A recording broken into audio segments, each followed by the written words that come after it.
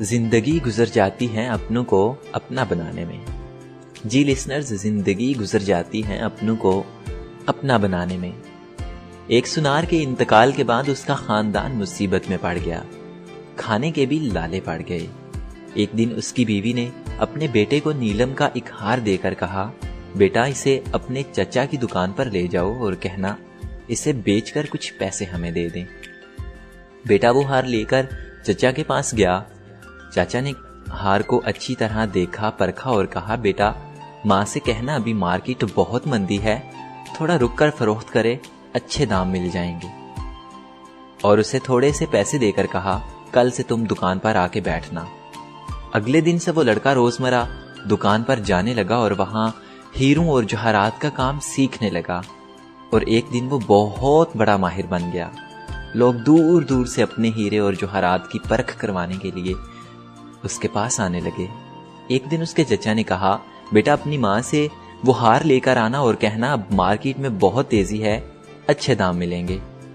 ماں سے ہار لے کر اس نے پرکھا اور جانا کہ وہ جعلی ہے، اسے گھر پر ہی چھوڑ کر دکان لوٹ آیا۔ چچا نے کہا، ہار نہیں لائے بیٹا؟ بیٹے نے کہا، چاچا وہ تو جعلی نکلا۔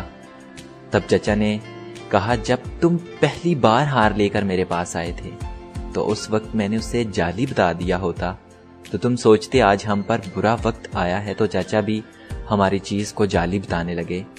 آج جب تمہیں خود علم ہو گیا تو پتا چلا کہ ہار نکلی ہے۔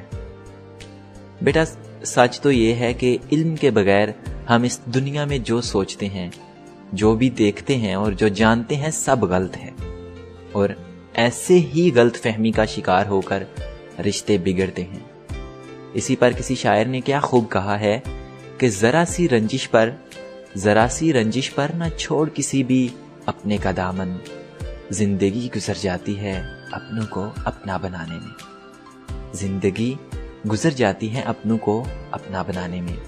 رشتوں کو جوڑیے، اپنوں کو اپنا لیجئے، روٹھے ہموں کو منا لیجئے۔ یہی میرا آج کا میسج ہے۔ اسی کے ساتھ اپنے میزبان عدیل کو اجازت دیجیے، اور اگر یہ کہانی آپ کو اچھی لگے تو اسے دوسروں تک بھی ضرور شیئر کیجیے۔ السلام علیکم۔